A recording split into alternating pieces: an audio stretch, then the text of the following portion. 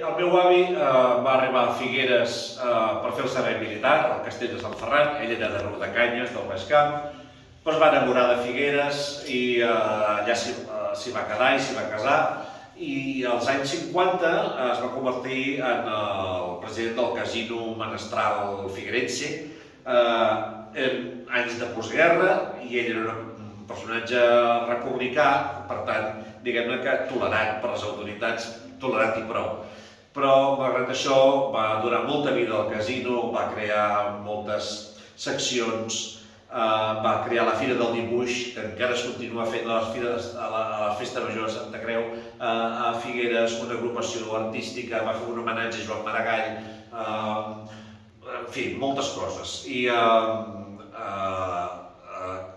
crec que les poques persones que encara se'n recorden, doncs el record és molt bo.